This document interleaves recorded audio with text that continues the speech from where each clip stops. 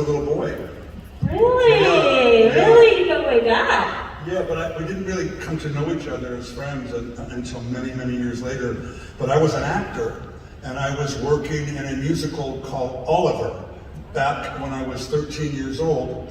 And the show that was coming into the theater after the show that I was in was the Jackson 5. And one afternoon, I was backstage and a door opened up, and all of a sudden Michael Jackson came walking down the hallway. And I just froze. And in perfect Michael Jackson manner, he said, "Hello, what's your name?" And he just introduced himself to me, and he was the kindest soul. And I just remember he left, and I thought, I've been touched by God. No, he was just the sweetest individual, and never at that moment did I ever think that I would ever have an opportunity to meet him again, let alone stand alongside of him and be in a creative partnership with him. So, and then I got a telephone call from him many years later. I was home, and the phone rang, and my niece answered it. And she was in the back room. She answered the phone, and she screamed across the house, "Uncle Kenny, some jerk's on the phone saying it's Michael Jackson." And I was like, people called me. So I ran to the phone, I picked it up, and I said hello, and it was Michael. And I heard that voice, and I said, "Michael, I'm so sorry. I apologize. That was my niece. She had no idea." And he said, "That's okay, Kenny. Nobody ever thinks it's me." That's an awesome story. I love that. So you guys have done many concerts together. You've done a lot of work together. What was yours and Michael's creative process like? Like, how did you get it started? To take us on that journey? Just Michael was the most generous person, as all of us here that have worked with him have had the opportunity to come to know. He gave you a voice. If he invited you into his space to work with him, he gave you a voice. And so all of us, production designers, costume designers, lighting technicians, dance, all of us had a voice. And he listened to that voice, and then he was this mastermind that kind of took from what was around him and what he was imagining himself, and we put it together like a theatrical production with great reason and plan, and we're motivated by high ideas. I'll never forget, I asked him at one point, when he said he was ready to go back out, Kenny, I'm ready to go back out. And I was like, okay, why now? And he said, well, my children are getting to an age where they can appreciate what it is that Michael Jackson does, and I want them to see what I've loved all my life. I want them to be able to enjoy that. And then my fans, I want to do it for my fans that have stood by my side all along, no matter what conditions were going on, that were always there for me and with me and never left my side. And he said, and lastly, I want to do it because I want to use the stage and my music and myself as an artist. The stage is a platform, and myself as an artist, to remind people that the world is in a very vulnerable state. And through my music and through my performance, we need to remind people that we need to take care of Mother Earth so that it will be recognizable for people in the future. That's why he went out. That's why he did what he did. He had what we call raison d'être, reason for being. Michael was motivated by the most incredible and important things. He didn't just go out and dance. And clearly you can see, that there was just a tremendous amount that lived inside of him that was motivating everything that he did on stage. That's well said, right? That's definitely one of the things that stuck to me in as one of Michael's fans is that. So who picked the dancers and the singers, and when the band when tours happened? How did that process work? Well, that's a great question, because I wanted to introduce somebody that's here with me today that is one of my best friends in life, who has also been instrumental in keeping Michael Jackson's legacy strong and powerful and alive for all these years, who danced with Michael, taught Michael, was his co-choreographer along with LaBelle Smith for the History Tour, a remarkable choreographer and human being. Come up here with me and answer some questions with me. Tрэвис Peyn.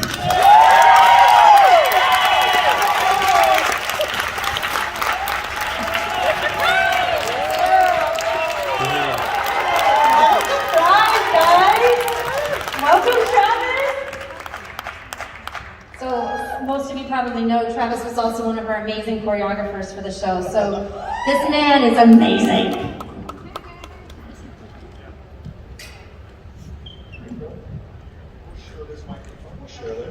Talk about the dancers and how we brought dancers in. Well, the dancers were an extension of Michael himself. We always had the distinct opportunity and privilege of carrying on the messages and through our physicality illustrating what was so baked into the music and the messages. So we were performers and treated as, you know, we were so valuable because we did more than dance. You know, we had to understand Michael's psychology, a lot of his reasoning, and understand the purpose for what we were doing. So, you know, it was a stage that for many dancers would be the ultimate achievement. And for us, it just kept being that. You know, it never got old, it never got tiring. But for the situations that I was involved in, the dance part was very rigorous. Some of you don't know, but I auditioned for the Dangerous tour and was not cast originally. So, you know, but because it was Michael, you keep trying. You know, you don't give up, you don't give in, because he never did. So it would become, you know, my reality to join him on stage, you know, along with Jamie during that time. And then for history, get to take Rich and Tone out on their first big experience, you know, after finding them as teenagers in the Bay Area doing their thing. And I saw magic and knew that it needed to join us on stage. Michael afforded us that luxury, as he so often did. He trusted those around him. He would say, get the best people in the world you can find, put them in the room together, and inspire them to be greater than they thought they could be. Right? So we always got the chance to do that. And the dancers were like soldiers. We continued the message. We carried ourselves in public that way. We were able to, you know, share other opportunities with the younger generations of performers. That was always the goal. He said, go find the diamonds in the rough. Let's buff them off and make them brilliant. I would definitely say that's something that you were able to bring to us when you choreographed for us, because you were able to work with our MJ1 performers to be able to bring that out and to inspire them from all the things that you learned. Yeah, it was an honor, and I thank Jamie for inviting me to participate and be able to impart some knowledge and wisdom and personal experience with our very young cast who are from all over the world with different languages and different skill sets. But what we have the ability to do also with the Cirque family is get a major training process going on so that everything was safe and effective and gorgeous and lasting. So, same sensibility that Michael and Kenny would put into all of our work. We would never hit the stage before we were ready, and every time we hit the stage, we left everything there. Yeah? We spilled it. We spilt it. What about songs? So, did you guys decide the set list? Did you guys work out everything before, or did he add in? Like, he strikes me as someone that would be inspired in the moment and continue to add. So how did that work, choosing songs? He wanted to sing it all the time. He wanted to sing everything. And I just remember the first set list, whenever we were putting a tour together, it would have been a 5.5-hour show. And so it was a process. And he would rehearse with the band and the dancers, and everyone would learn everything. I mean, you know, we would learn enough for 2 shows. And then eventually we would just, the selections would start to happen, and, you know, and those that would float up, you know, remained, and the perfect sort of arc and set list arrived. That's awesome. There were those songs that he always did, though, of course. But yeah, it was so much fun to, that whole process, working with him in the creative process. Michael was so knowledgeable about so many things. He was a man of the theater. I mean, I think if you know theater, then I don't have to tell you that. If you don't know theater, I mean, Michael's respect for the stage and what the responsibility of an artist is in order to deliver, it was like no other pop performer that I had artist ever worked with. Michael really had a value from the moment that you stepped on that stage, that you as the artist had a responsibility to deliver. He would say to me, Kenny, if the audience isn't talking about us when the sun comes up tomorrow morning, we didn't do our job. He went on that stage and he took it as a job, as a responsibility, and worked that hard to make sure that when, and instilled it, and made sure that when he walked off that stage, that he accomplished something that was going to be mighty and important and impacting and inspirational. And all the times that, Jamie, I'm sure that you danced with him, the Talauegas and Tрэvис, and all those times that I stood there and watched all over the world, it happened every single night. Everyone put in the work, right? The work. So, what would you say your fondest memories of working with Michael as a creative partner? What was that like in your fondest memory? For me, he just, in the way that he set the stage from the very beginning, he would say things to me over, the many years that we worked together as if I'd never heard them before. And it was just because they were so important to him that he had to make sure that they were understood before day one of rehearsals, day one of creating.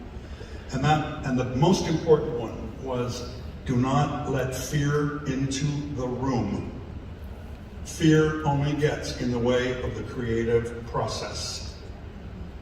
And it was so important to Michael that we could explore, we could adventure, we could experiment that without fear, and able to make mistakes, trip, fall, get picked up again, in order to find the ultimate place that we wanted to be in, and that never should we be afraid, or anyone in the space with us that would bring fear into the room with them. So that was really important. And that made for such a heck of a process. Every day you went to work and everything was possible. You never knew what was going to come out the other side of the day. You want to add to that? Of course. For me, the creative process was always so special because, I grew up obsessed with Michael, like so many of us here. He was my reason for wanting to do this. It was as a boy in Atlanta, Georgia, seeing Mabel Smith on stage and saying, that guy looked like a superhero. Wow, that's possible. That set my life path, right? So Michael was also so gracious in that he was a wonderful teacher and educator. Not many artists let you into their process. Certainly don't invite you to participate in their process. And I am so forever grateful to him because, thinking of seeing them on stage, I think it was the Bab Tour, and then finally getting to dance, and then being bestowed the honor of choreography, and then years later being bestowed the honor of directing. And it was an upwardly mobile wonderland of just knowledge and experience that you just cannot buy. And it's very hard to explain. Those of us who got to spend any great amount of time with him understood how sensitive he was to everything. He cared about everyone. He cared about your parents. He cared so deeply about the human race that to be that gentle and loving and successful and powerful and never willed it over you. He was very disarming. He knew the power he possessed, but as soon as you entered the room, he would break the ice, and then you start to breathe deeper. And he's like, okay, now let's get to work.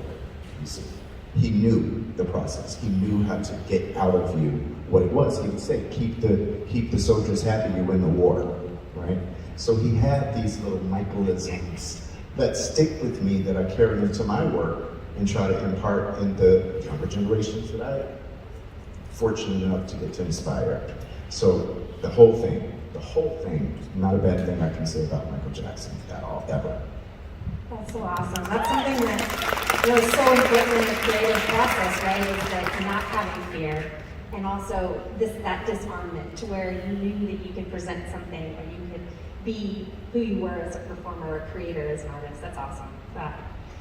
So this one's a hard question because there's a lot to pick from. What was your favorite song on the History Tour and why? One more time. What was your favorite song on the History Tour? And why?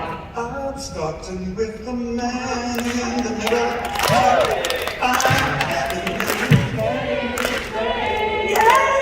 And no.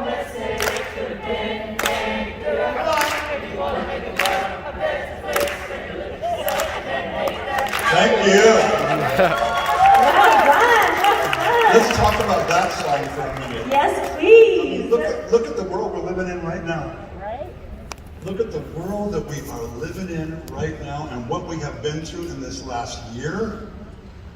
And with climate and politics and disease and all of these things that we really have to take responsibility for having brought on ourselves. You know, Michael's saying, take a look at yourself. And if you expect something to change, then you gotta take responsibility. You have to do it. You have to be the starter. That song, to me, is one of the most inspirational songs ever written.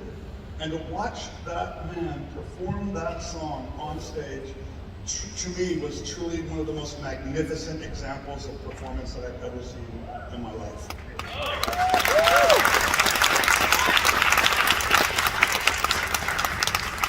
I'm inspired just listening to you. So, overall, this is for both of you guys, what's your favorite Michael Jackson song overall? Okay, we're going to have more than the two of us answer this question. That's a good We have to bring up Jamie King, who directed Michael Jackson 1 and just about every other medley show in the world. And are the Talauegas here? Get up here. You're a part of this. You're a part of this history. Come on. Come get a seat. We have to invite them up. And Karen, while the gentlemen are coming up, Karen, thank you so much for making it possible for us to be here today and for the presentation of these wonderful songs for the history tour and for all that you have done. Come up here and be with us, please. All right.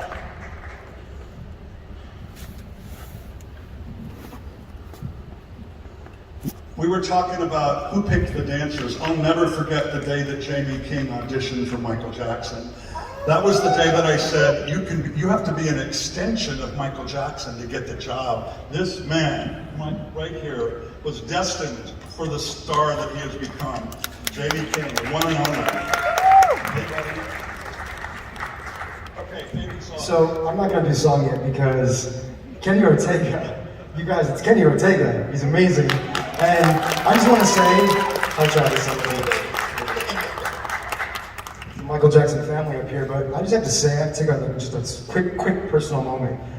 I was born in Madison, Wisconsin. I'm biracial, I'm gay. I was really skinny. I had a horrible upbringing, okay? So I wanted one thing. That one thing was to be like what I saw on MTV, and it was Michael Jackson.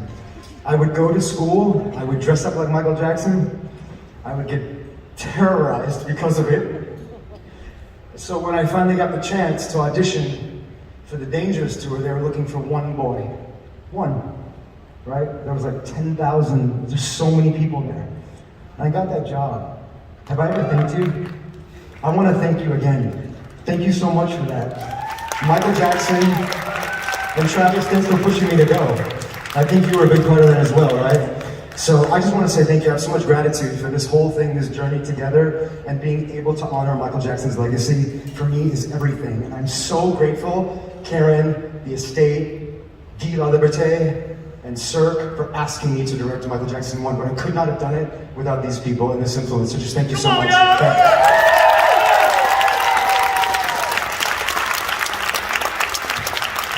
Lastly, that Dangerous tour saved my life. No joke. What's your favorite song, though? Man in the Mirror. Oh my God. Oh. Okay. You want to introduce him? Who wants the honor? Who wants the honor? Okay. Why don't we? Because he's probably been with Mike for longer than all of us here. His name is Jonathan Sugarfoot Moffettt, aka Sugarfoot. That's right, Nolan. I want to say victory tour. He's been drumming for the Jacksons since then. There's only two drummers. There are only 2 drummers that Michael will not be on stage without. He's one of them. The other one has passed on. Ricky Lawson. Rest in peace, Ricky Lawson. Ladies and gentlemen, Jonathan, welcome, baby. Give it up.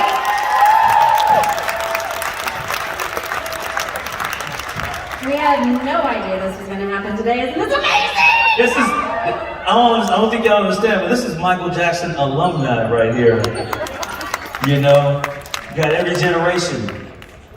Gosh, man, I'm about to start crying. Say hello, Jonathan. Yeah, the longest. You have been with him the longest. And for so much. You okay? Say hello. Hello, everyone.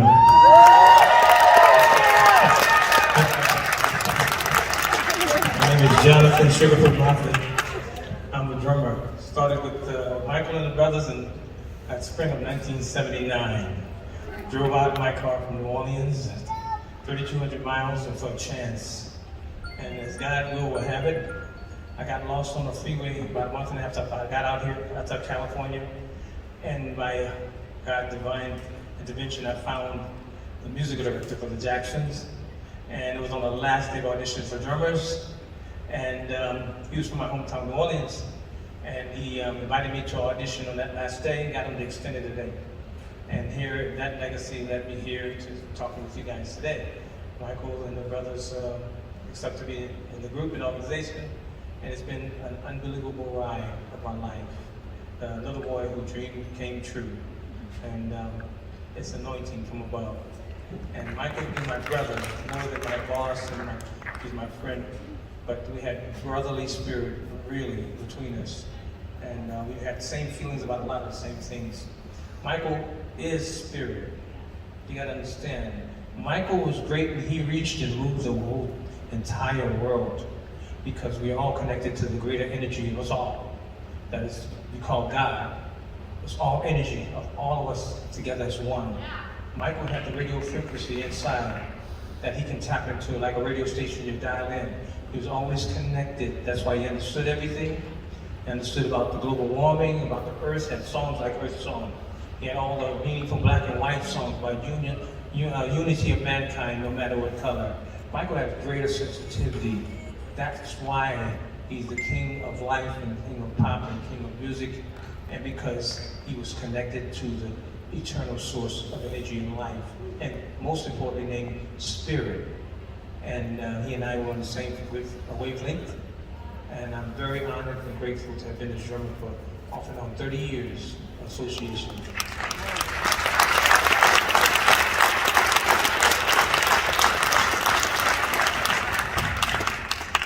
I mean, who better of a person to answer the song, or like the question of your favorite song? What was your favorite song? Wow, you're gonna do this to me? Wow, come on now. Yeah, that's so difficult, because every time the count off came on for every single song, I say, this is my favorite song.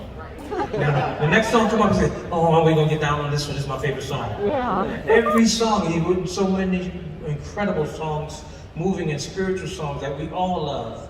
But I can name a few of them. I can't name one, it's too difficult. Put me on the spot. Of course I'm gonna say Billie Jean, because it's got to be. Billie Jean has got to be it, because at the end of that song is the only time I had Michael to myself. Everybody else left the stage, and it was just Michael and I, my beat and his beat. Come on. So we were working out. We like I said, that connected energy and spirit between us. And it was like I was an umbilical cord to him, a MIDI cable. I could feel his inflections, and as soon as he do a little thing like this, I knew what to do instinctively as far as an action or something that moves. And when I watched him, I got so powerfully inspired that it gave me intensity of energy that came that I never knew I would have. Every song, every time we played Billie Jean, I inspired from him. He didn't look around and inspire from me. So it was a big connection of energy and spirituality. And we felt each other all the time. We were connected. So Billie Jean, okay. I'm a drummer, so I want to be starting something, because the drum pad is pretty cool. It's good for drummers. I like black and white. It was awesome to play. And I also, being a drummer, kind of surprisingly, I loved Stranger in Moscow, because the beat was very, very sensitive. But I love playing sensitivity, and it was according to the song, not according to the drummer, according to the song. And I felt when I played that song, the patterns and the little inflections and colors and highlights I could add to make it more sensitized. I love when that song came up because I got to be express and painting with more colors and stuff when I'm painting my drum rhythms. So I love that song as well. But there's so many. Thriller, I love playing Thriller. It's groove and stuff. I get to do some of my hi-hat inflections and work. But you can't name a song, I guarantee you, any one of you out there, you cannot name a song of Michael Jackson that you don't like. Because all of them are incredible pieces of art. They all music. And that's what's important. I gotta say, Jonathan, standing backstage right at the sound booth, when I had the privilege of being there with you and Michael, that moment in Billie Jean was like a conversation. The two of you were like having a conversation up there. And it was the most extraordinary thing to behold. You were so connected, divinely connected. You know, you were answering each other's questions, and it was an amazing thing. And a privilege and an honor that I got to stand there and observe that with the two of you musicians. It was brilliant. Yes, it was spirit. It was spirit, and it was instantaneous life as it happened between us. We were connected spiritually. I still feel him, and I still play the music just as if he was there. All right. He is. You know, Jamie's brilliant show, MJ1, which I get to see tonight again for the third time, honestly, it brings Michael's spirit into this space. And some of the people that helped do that are here, and I'm going to ask them to also come up here and join us because you guys do an incredible job. The dancers that are here from MJ1, come up here. Every night. Come on down, guys. Come on down. Every night. Come on.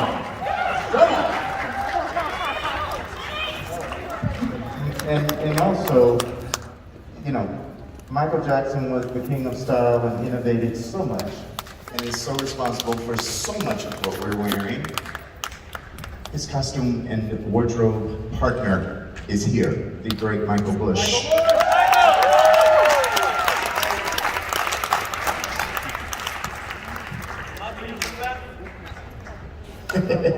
We do love Michael. Yes. Hello. You already know. We've got a bunch of different disciplines here. We've got some dancers, we've got some characters, we've got some acro, all bringing Michael's legend to life every night. Any other questions? Yeah, I have one last one that I'd like to ask you guys. For those who'd like to share, will you please share with us a beautiful moment that you had with Michael? Something, a beautiful moment where his essence came through.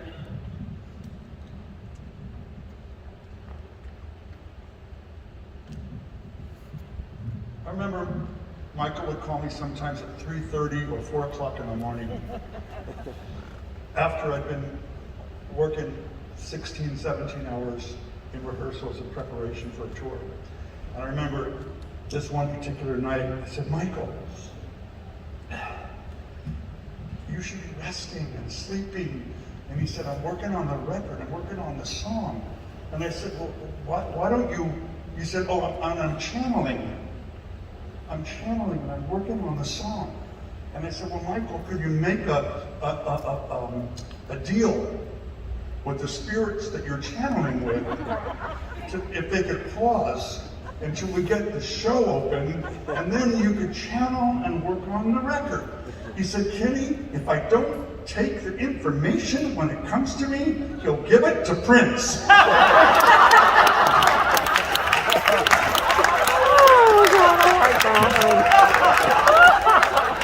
So true. They were comrades, immense respect for each other, completely, you know. And my Prince story is, Michael said, to your point, go home, go to sleep, go home, go to sleep. No, I might miss something. He feels like he missed Purple Rain. He felt like he missed Purple Rain. Yeah. And then it just was energy, and you could tell that they fed each other because it was just them. right? When this started, as far as males.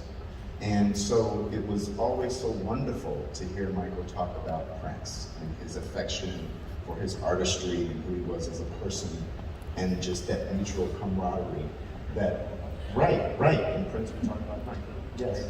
But we don't see a lot of that with our artists today. We see a lot of jealousy, we see a lot of deceit.